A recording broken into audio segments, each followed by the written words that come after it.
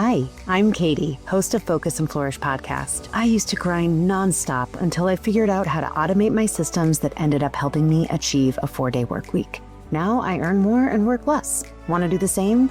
Grab my free 6-figure strategy guide, which is the exact blueprint I used to grow my own business to where I am today. Link in the show notes. Are you new here?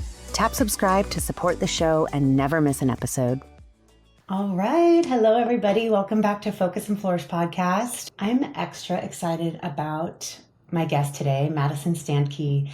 She is a brand strategist, web designer, and the founder of Soulful Solution. So a lot of you that are listeners probably know how much I talk about how important it is to have a very authentic and meaningful brand. It's the core of your business. And so what Madison does is she has a studio that crafts brands that actually resonate with who you want to work with and, attracting the kind of clients that you want to work with. And that can be done in so many different kind of micro ways through branding, right? So, she has had 2 babies in a row, just like me. And right before this meeting, I was like, so how old are your kids again? Just remind me. And she said 1 and 4. And I said, no way, me too. So really wild to have 2 kids under 4 while running a creative business and a team. So she supports founders navigating growth, motherhood, and her signature offer, which I love for any creative or any type of small business owner, is website in a week. So essentially helps people who are just years in, trying to get everything going themselves, get it done, get it launched, get it online in a week.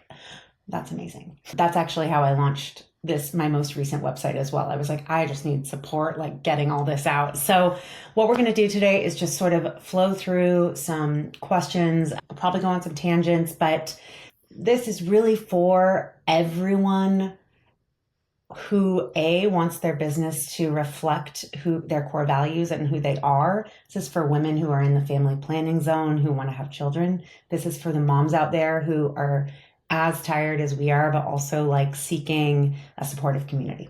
Okay. So I kind of want to start with, so you talk a lot about building a brand that feels like you. And so I'm just curious what that actually looks like in practice, and why creative, or why all founders can sort of struggle with that. Yeah. Well, first, thank you so much for having me. Super excited to be here.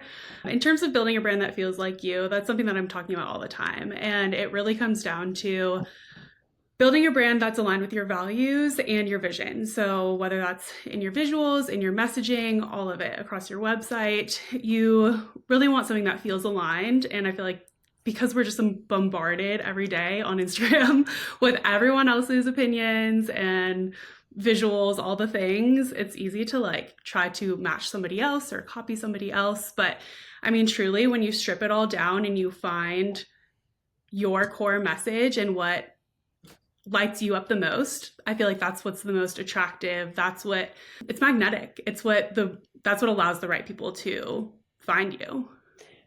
I couldn't agree more. And I think it can also feel a little bit scary, because I know for me, when I was way younger, I was like, but what if I don't get enough work? What if not enough of those people find me, or X, Y, and Z? But I couldn't agree more. And also that's why visions are having a really concrete idea of your vision is more important than goals in the beginning. What do I want this to look like? How am I going to build this? And then creating goals from that vision. Yeah. Right? And even just figuring things out as you go. I'm somebody who loves strategy, and I want to have what steps 1, 2, 3, 4 through 100 for every single thing that I do. But sometimes I feel like figuring out those things as you go and figuring out what your core message is, and you just have to start doing it in order to really figure it out. And that vision can also change, right? So maybe I was 22 when I started my business. It's maybe, and then you get closer to having kids. You're like, okay, I'm ready to start a family. Your vision is going to change. You're like, oh gosh, yeah. You're not going to be working till 11 o'clock every night, or whatever unsustainable piece is there. So I think I'm most excited in terms of our conversation to talk about, how motherhood has changed the way that you run your business, and also how you think about success From there, I think that I'd love to sort of go back and forth a little bit on some tips and tools that we both use to automate, integrate, and support having more time to spend with our kids. Yeah. And just what comes with that, like massive amounts of needs from other people all the time. And so I'm so curious, what changes have you made? Yeah. So Soulful Solution, I've actually always been a mom since I've had Soulful Solution. I used to run a different business prior to this, and I was all about hustle, I was in college at the same time, like running a 6-figure marketing agency in college, juggling all the balls in the air. And I just knew that if I ever started another business, it had to be completely different. And so I was actually pregnant with my first when I started Soulful Solution. And so I don't know what it's like to run this business without having children. I love that. And it's forced me to grow this business very, very intentionally. And I feel like my business is always being reborn with different phases of motherhood, just as I've grown, but I've always done every single step very intentionally, in that I want to spend the most time with my kids as I can. And you know what? There was a time when I was like, I just need more childcare. I just need more, and then I'll be able to reach my goals. And I've gone down that road, and I've had a lot of childcare. I've had less childcare. I've done, like I said, just so many different versions of this business and what support looks like.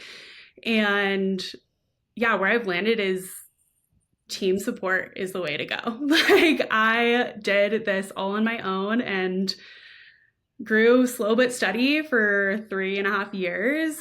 And just in this last year, we've shifted to it just from being me to an agency. And I have never felt more supported at home, in my business, with my kids. I've never been happier with my kids.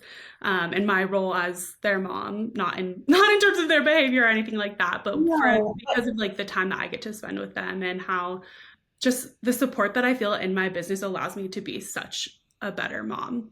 Yes, and I'm going to chime in. You alone built the systems to bring on a team that can successfully complete tasks and work on things. It's not like you just hired people and scrambled. You built out all of this yourself, like I did, and then brought people in, which is what I try to sort of like get through to people, that it's not just like, oh, hire a VA and everything's going to be great. Yeah. It's like, no, figure out what your zone of genius is. What's the 5% that you're going to focus on, and then creating systems for all of it. So it can take a year, it can take 10. Like, you just have to decide what your values are, is how I think of it. Totally. Yeah. And as you said, like, it just keeps changing. Like, with every new offer, with every new offer in your business or phase that your kid is in, like, things just are always changing, and you have to be adaptable and willing to change with what your current needs are. And as like corny as it is, like, the only constant is change. And in motherhood, that is just like, you just think you have something down in motherhood, and you're like, boom, another transition or whatever.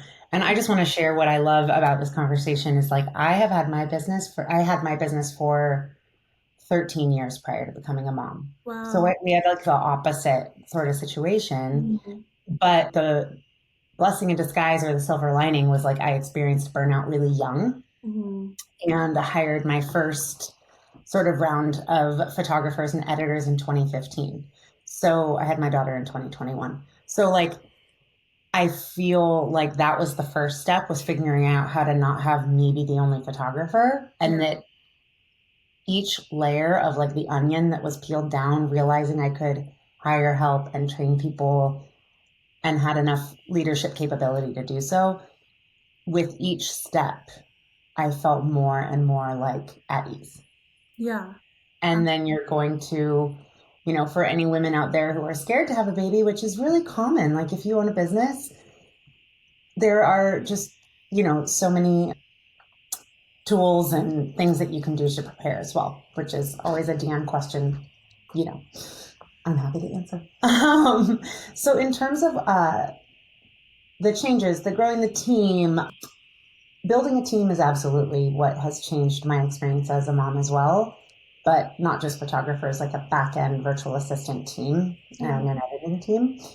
So tell me about like how you prepared to build your team.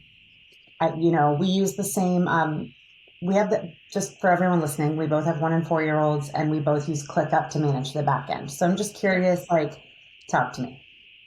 Yeah, so I've really just figured it out as I went. So everything that I've done has just been trial and error. I feel like I do work with a really like specific group of people in my business, and I work with a lot of moms. I work with a lot of women in business, and a lot of creative service providers or people in the health and wellness industry who are typically serving other women. And so I feel like that does make it a little bit easier that everyone that I'm working with has similar values. And even most of the people on my team are moms, which I love. Like, that's what I want. I want to see your baby on my call. I often have my kiddos with me on my calls, and everyone on my team knows that. So they're very welcome. It's very much like a life first philosophy around here for clients and team members. But in terms of actual tech stack, that kind of thing, I had my systems. So from the very beginning of my business, I'm like a systems junkie. So yeah, and that helps for sure. So I knew exactly what I had to offer, and I knew that in order to be able to hire a team, I had to start creating SOPs, start recording the things that I'm doing on my own every single time. And I actually I feel like it's really trendy right now, but making Loom videos of your tasks that you're doing and then just uploading it and ChatGPT making the SOP for you. That's how I've done my entire, yes. And Yeah. now I'm doing Zoom, not Loom. Okay. Because I just like my tech was just getting out of control. I needed to just like, but Yeah. yes, SOPs are the way. Yeah. And even with my very first hire, I actually didn't have any of that. And I was like, you're going to help me build this. So once I send you here's the recording of what I've done, GPT makes a SOP for me, go try it, do this task, and however you need to refine, update, and then you update the SOP. I'm not updating the SOP. Yeah. And then is that in Google Docs or? Yep. All my Okay. SOPs are in Google Docs. Perfect. So we're like threading in ClickUp, Google Docs, and Loom, and then some AI to support with all of this process. That's literally exactly what I do, except for I didn't used to do it that way. We used to do everything more manually, obviously. This is tech has evolved. Google Sheets versus ClickUp, blah, blah, blah, but ultimately the same sort of process. So I think now the good news to all of our listeners is it's gotten easier to grow. Yeah. And honestly, I feel like I'm not using ClickUp to its full capabilities. Like, I know that ClickUp has really strong, I could probably have all of my SOPs in ClickUp, and I still use Slack for a lot of back and forth communication. And I know some other people who do literally everything in ClickUp, even communication. Yeah. Well, maybe we can support each other, because my goal is by the end of 2025 to have let go of as many things as possible, to have as much in ClickUp as possible. Yes. Yes. And I'm not going to let go of Google Drive, but kind of that whole okay, there's recording capabilities in ClickUp. Is there really? Yes. We can talk after the podcast. Yeah, I know. Okay, so moving on.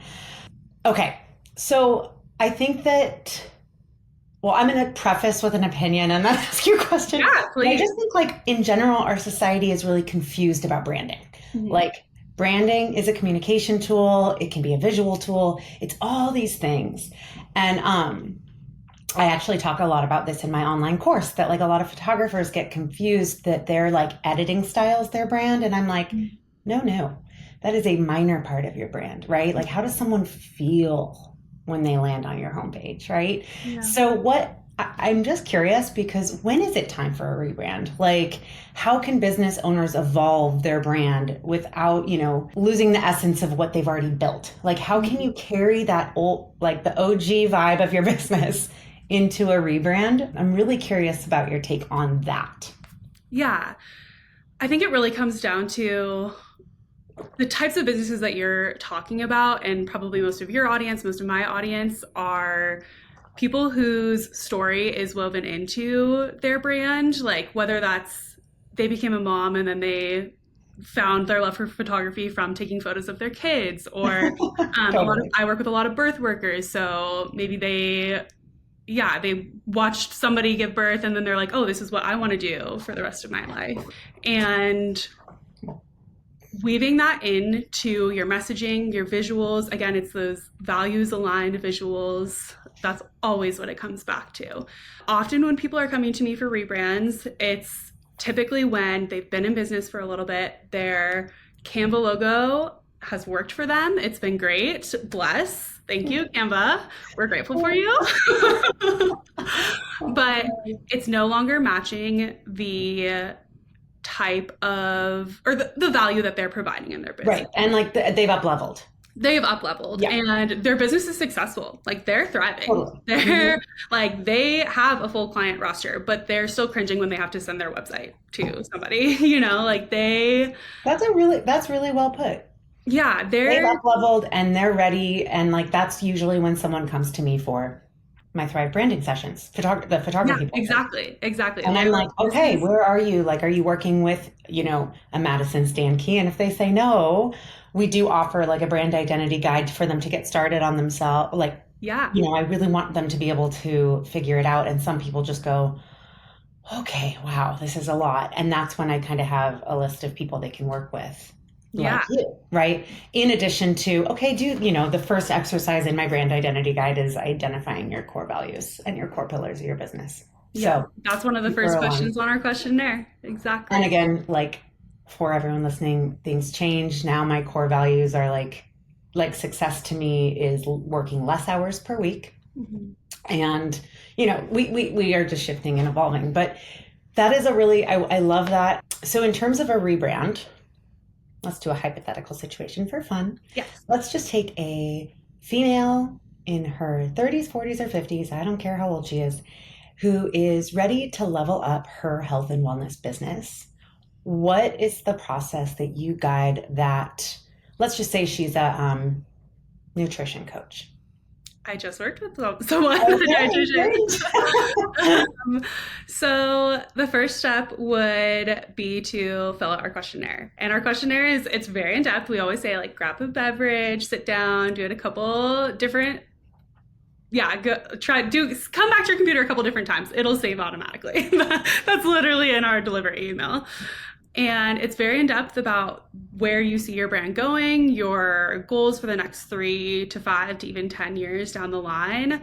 We ask about your story as a founder and why you started your business and why it's important to you, the heart behind your mission. And then the first phase of our branding process is brand strategy. So we don't do any brand identities, which is all the fun logos, colors, the things that you imagine when you're thinking about branding. We don't do any of that without strategy. And that's something that's relatively new in my studio because we were offering brand identities before without, but it just was such a missing, it's the foundational piece that like, it feels disconnected. It does. Like the visuals are pretty still, you know, but and I think that's what sets you apart maybe from other, you know, there's a lot of people offering similar things, whether it be website in 2 weeks, website in 4 days, but like similar things. And maybe that's what's going to help you really stand out because you cannot create an identity without a strategy. Yeah. Exactly. And I totally agree with you, like 1,000,000,000%. So very cool. And so what does that look like? So it looks like foundation and messaging, and then the creative direction is the smallest portion of the brand strategy. So it still has the fun elements, the mood board and color palette and that kind of thing before we jump into the brand concept. But the bigger components of the brand strategy are brand values, your mission statement, your tagline, your core beliefs, not just core values, like one word values, like we do core beliefs, which are sentences, phrases, like the things that are the most important to you that you're using often in your messaging. And from there, we take all of that to craft the brand identity, the brand concept. And because we have such like a in-depth brand strategy and creative direction process, it's very rare that we have to do more than one small revision on brand concepts, which I'm really proud of. Yeah. And we do the one concept method. So like we are very much like, we nail it almost every time. I love that. And what's really nice is that's really supportive to the client who's stressed, who is a mother, who is like, you know, maybe juggling too many hats or wearing too many and trying to take that off. That's really beautiful because all of that, again, I'm going to come back to it, people. This is about systems. If you have one where you're nailing it every time, then you know that you're doing something right. And so I love that. I think it's super important also with strategy to take things into the 10-year vision mark. Like that is like, we can all do 2 to 5, but when you really go 10, I think you make different decisions along the way. Which is like, especially with, I mean, I don't want to say especially with kids, but for me, it's really changed with kids because I'm like, I want to be able to take them here and this. And so things do shift. So, and then when you're guiding your clients through that, how much of that is like automated? Is that in Honeybook or ClickUp, or kind of what's your client experience process? Yeah, that's one of the things I get the most feedback on, that like everything is very easy, and we do that intentionally. So I actually don't make my clients onboard into any type of like project management tool. I do use Honeybook for contracts and invoicing and just like emailing, but that's really it. Like they're not going onto Honeybook to deliver like deliveries, files, anything like that. I know Honeybook has made some changes to their client portal, but it just has not been necessary for me. Where are all your forms? Google Docs. Okay, great. I just set up a Google Drive folder for each client. Love it. We used to use forms on Honeybook, but even that, I felt like it was more complex. Although I loved how aesthetic they were, don't get me wrong. Like that was my main draw to Honeybook in the first place. It's too many steps to get to the form for the client. It's way too many steps. My clients are busy. Like I said, they're moms. They don't need to learn another platform. So Google Docs is where we do forms. I use Figma for all my presentations, and obviously Adobe Illustrator for design. And then we put it into Figma and we just share the link in an email, and then they're able to leave feedback. And it's similar to Canva in the sense that like you can pin comments on the areas that you're wanting to feedback on. Exactly. And what it comes down to is you're a working mom of 2 kids, scaling your business with a team and systems, period. That is like what's so exciting. You've built this authentic brand on who you are. Now you're attracting employees that reflect that back, and you're attracting clients that reflect that back, which is what I want for everybody. I wouldn't want anyone on my team who didn't get it. And some get it more than others, but we're a team of 4 photographers, and one's a mom of 2 and the other one isn't having kids, which also can be really supportive for me because there's a different lifestyle that comes with that. So, but my back end team is all mamas too. Okay. I want to wrap up with like one of my favorite questions, and I know that's fine. 23 minutes. So what are some common ways? This is kind of like, how do websites, like common ways, what are common things that happen with a website where people are actually losing clients? And what can founders do to create a site that connects with like viewers and actually converts them to a lead? Yeah. The most common thing that I see going wrong with websites is just confusion, just too much going on, not clear call to actions, and not having a clear hierarchy for the way that information is delivered. Your website really should be a roadmap that is guiding the customer or client to where you want them to end up, So your inbox. Yeah, your inbox. Exactly. Exactly. Your contact page, your inbox. So yeah, too many options is a really big one. Messaging is a huge, like probably the biggest one, even more important than design. And that's coming from a designer. We do offer copy, and that is a big portion of why our brand strategy is so in depth, is because SEO and copywriting is a big portion of what we're doing these days. We pretty much don't do, aside from the website in a week offer that you just talked about in the intro, any custom work that we're doing, like we always do copy for our custom websites, because it is such a big portion of the website process. And it's such a big part of the strategy. Who are you talking exactly. To? Like, what's your message, right? Like, and how can we integrate, if you need local SEO or certain keywords, we can integrate them in too, but like, what are we, And my website a long time ago was just so confusing. And so I do know that when I made some of the changes you just mentioned, like world of difference, right? Yeah. And people think that like more is better, and it's the opposite. Like the more clear, concise, to the point you can be, and guiding them, holding their hand on that journey, and them feeling like you're holding their hand, like that creates trust, because they're like, okay, they have me from the first. We want your website to feel like they're in your office, like they're in a session with you, like from the very first point of contact, which is typically the website, you want them to have that same feeling as they would if they were sitting across from you in the room. I love how you worded that. I kind of think I have a visual in my head about branding and websites, and I think of your brand strategy and then identity as the foundation of a house. And then when you walk into that front room of the home, that's your homepage, and you're like, oh, I love it in here. Okay, great. Am I going to go here? Am I going to go here? And then those are your offers and your services and your about page, right? But that homepage has to evoke so much of your brand, your essence, what you do and who you serve, like right away. And then they're just going to keep going, and there's going to be a call to action on there's just got to be so many opportunities for them to reach out within the first 3 seconds, right? Yeah. And not only what you do, but like, how does it feel? Like, how does what you do actually feel? Because I think sometimes it does get too like deliverables focused, and knowing more about your process and the vibe that you're creating in that house 100%. is almost more important. And I think I'll just chime in about the photography industry really quickly. The biggest problem I see is there's just way too much talk about yourself. Like, I grew up with a camera, blah, blah, blah, blah, blah. They don't care. Yeah. Like, how are you going to solve their problems? How are you going to support them?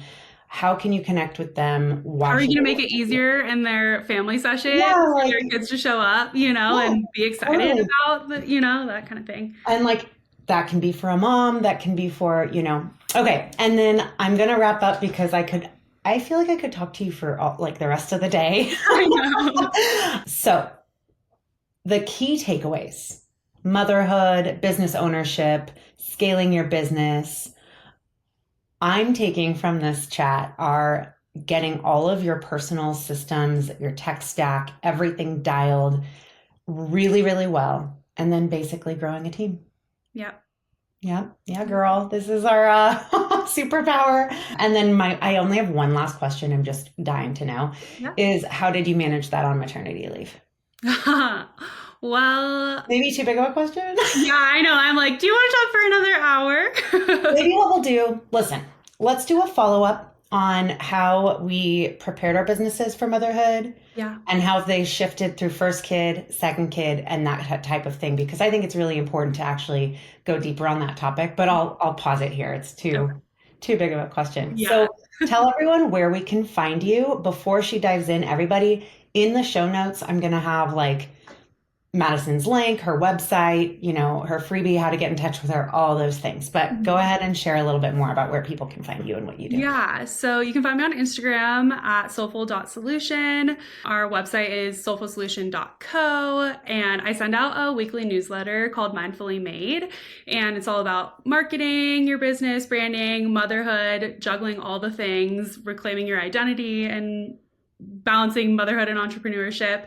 And it's really fun. So I hope it's really good. I'm on her newsletter, and I encourage everyone here to just hit subscribe and get a couple of them and figure out if it's for you. I absolutely love it. And I would love to do a part 2 of this. For now, I just want to thank you for being here and being so real. And it feels really good to just be talking to another mama who is as into systems and motherhood as I am. It's the only way to survive.